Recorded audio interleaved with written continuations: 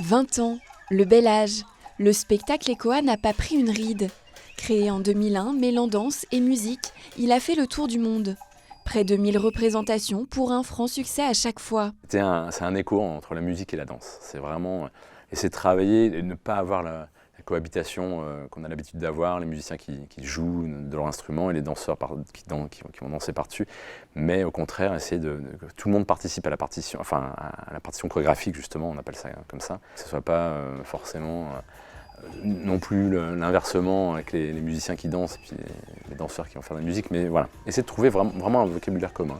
C'est un spectacle qui a des moments drôles, il est très timé, il y a aussi des moments de poésie, mais on l'a tellement tourné aussi dans des cultures différentes, dans des pays différents, et à chaque fois on a vu qu'il résistait à ça. Il avait cette force particulière de choper le public, quoi, et à tous les âges, il y a quelque chose de très chouette pour nous. On ne se laisse pas manger par un public qui peut être des fois très vivant, qui manifeste vraiment ses émotions, et on arrive toujours à retrouver l'écoute, à les rattraper.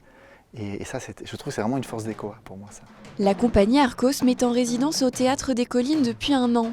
Une année particulière marquée par la fermeture des lieux de culture. Depuis quelques mois, la compagnie retrouve son public. Elle a pu fêter dignement les 20 ans de son premier bébé. Ça fait à la fois plaisir, ça rend nostalgique et en même temps tellement heureux parce qu'on a convoqué en fait beaucoup d'artistes qui ont du coup joué cette pièce tout au long de ces 20 années. Et du coup, ça fait chaud au cœur de retrouver tout le monde. Et parce que c'est ça qui nous a fait tous. Enfin, on a vécu plus ou moins quelques années comme ça avec ce spectacle. Donc quelque part, ça raconte une partie de notre vie. Donc oui, c'est très émotionnellement parlant, c'est très fort ce qu'on vit là actuellement. Arcos me profite de sa résidence pour peaufiner ses prochaines créations. Pour sa part, le Théâtre des Collines apprécie la présence dans ses murs de la troupe d'artistes. Nos maisons, nos théâtres sont vides sans les artistes en réalité. Ce ne sont que des boîtes où les artistes sont de passage.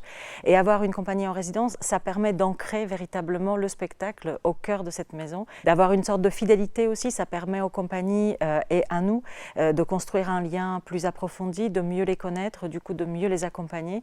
Et puis c'est surtout un bénéfice pour nos publics qui peuvent aussi suivre l'évolution de cette compagnie, qui peuvent nouer des liens aussi dans le cadre de projets avec des artistes. C'est démystifier aussi un peu ce rôle de l'artiste qui peut parfois encore être un peu fantasmé comme inaccessible, alors que ce sont des gens qui sont pleinement ancrés dans notre société et qui justement créent du lien avec les publics larges. Le public pourra encore aller à la rencontre de la compagnie Arcos pendant les 2 années restantes de sa résidence.